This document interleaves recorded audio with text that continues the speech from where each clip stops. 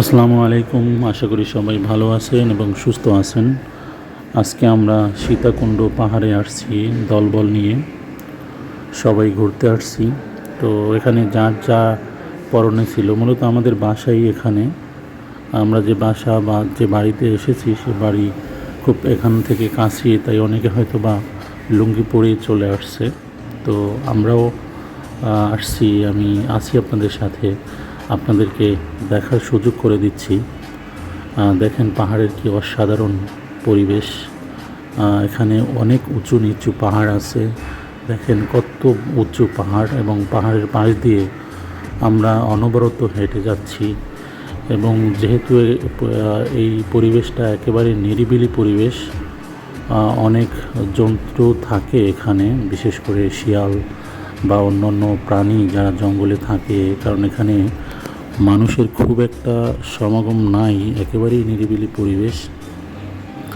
তো এর জন্য আমরা অনেকেই হাতে লাঠি বা দাও এগুলো নিয়ে আসছি, এবং একে একে আমরা কিন্তু বিভিন্ন ধরনের ছোট ছোট বড় অনেক পাহাড় দেখছি উঁচু।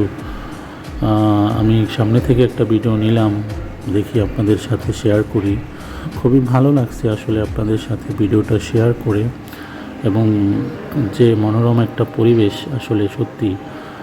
বিশেষ করে যারা ঢাকার শহরে থাকেন, যারা এই পাহাড় বা নদী থেকে দূরে থাকেন, তাদের আমার মনে হয় মাঝে মাঝে একটু বেড়াতে আসা উচিত। দেখেন আমরা কিন্তু হাতে কি নিয়ে আসছি, দেখেন দাও নিয়ে আসছি, কারণ এখানে অনেক জন্তু থাকে।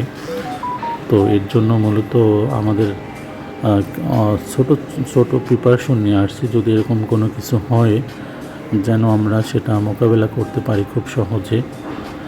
আমরা এই পাহাড়ের নিচ দিয়ে ছোট যে রাস্তা, আসলে মানুষ হাঁটতে হাঁটতে যে রাস্তা তৈরি হয়েছে, সে রাস্তা দিয়ে আসলে হাঁটার চেষ্টা করছি, এবং আমরা কখনো নিচে হাঁটছি, কখনো উপরে হাঁটছি।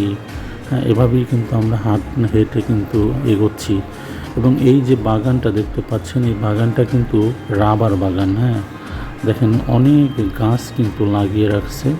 তো গাছগুলি এখন ছোট, মানে রাবার বাগানের একটা বৈশিষ্ট্য হলো 3 বছর না হলে আসলে এটা থেকে রাবার যে আমরা উৎপাদন করি সেটা করতে পারে না। এর জন্য 3 বছর পর্যন্ত ওয়েট করতে হয়।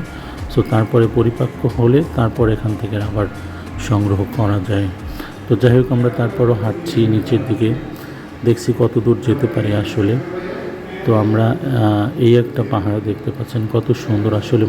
এখানে আসলে আপনাকে আপনার মনে হবে যে এখানে থেকেই যাই, এমন সুন্দর পরিবেশ, সুন্দর একটা মনোরম পরিবেশ। আমরা অবশ্য সাথে পানি নিয়ে আসছি এবং কিছু শুকনো খাবারও নিয়ে আসছি। তো আমরা যাই হোক, ভালো থাকেন, ভালো লাগলে